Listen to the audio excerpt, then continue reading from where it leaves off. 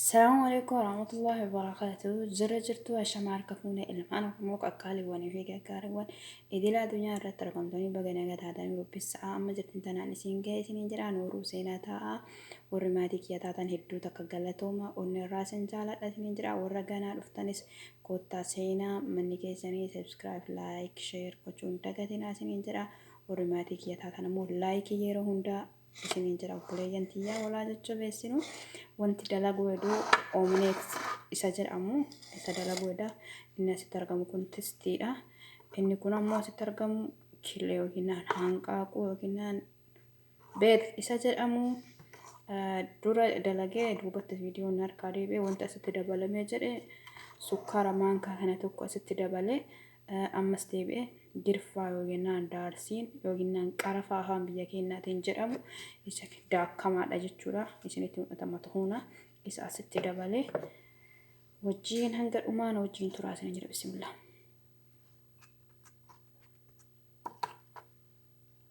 Akkuma argitan obboleeyyan kiyya testa kana finneetiin biddan qabsiisa.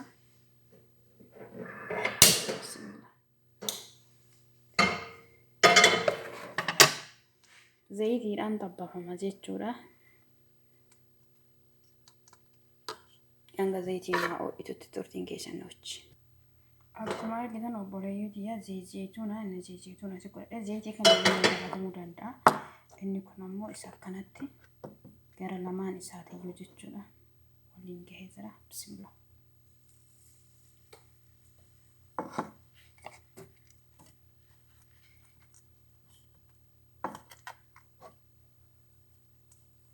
Hedduu isaa mi'aa hedduu isaa jaalatamaadha.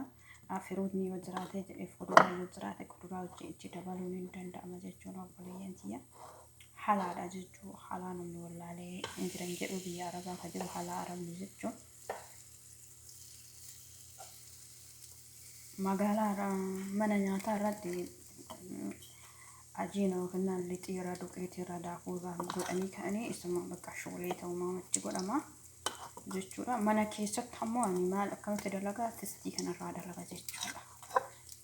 Distii kanarraa dalagamee bakka waan mana keessa jiru shokolaataan hin jirame isas itti godhama. Shokolaataan illee hin jiraanne rakkoon qabu akkanatti siin nyaatama jechuudha.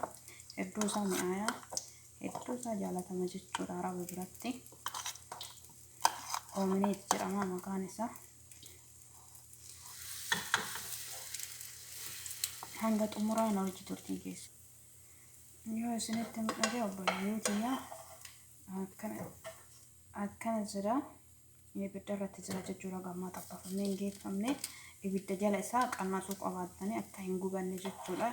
Killeen daftee gubatti deebi'ee ammoo sirriitti killeen akka bilchaatuuf hedduu yeroo irra deddeebi'amee itti garagalfamuu qabaata jechuudha. Akkuma qixxaa yookiin yoo goonuu ibidda irratti gugguusinu akkasitti akka deebi'ellee karash jedhu yookiin akka jajjabaatuuf suutaan itti garagalchina jechuudha. Ibidda akka nu jalaan gubanne ibidda laafaa ibiddatti guddisuu hin qabaannu.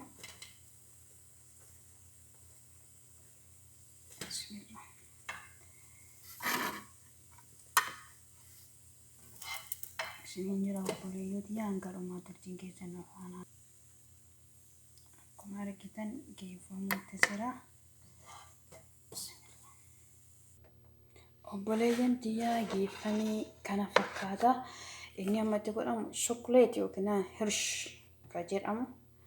Hirsh illee jedhama shokoleetii illee jedhama. Bismillah.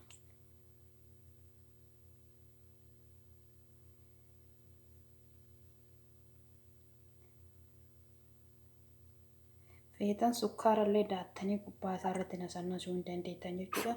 Faakaan falaawuraa muuzii yoo jiraate itti dabaltanii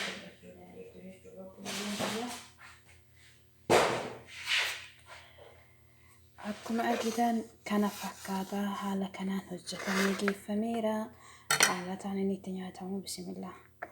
Akkanattis mummurtanii xixiqqeessuu hin danda'ama jechuudha. Mummuramee illee hin xixiqqeeffama. Hedduu isaa bareedaa hedduu isaa mi'aayaa isiniin jedha.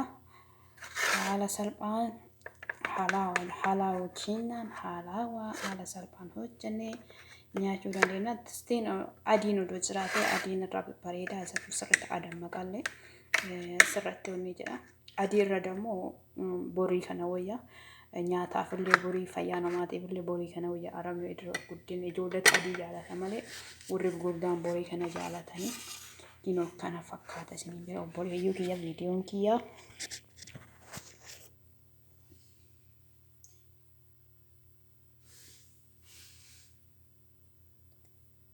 Kinoo kana fakkaata dalagaatii nyaadhaa itti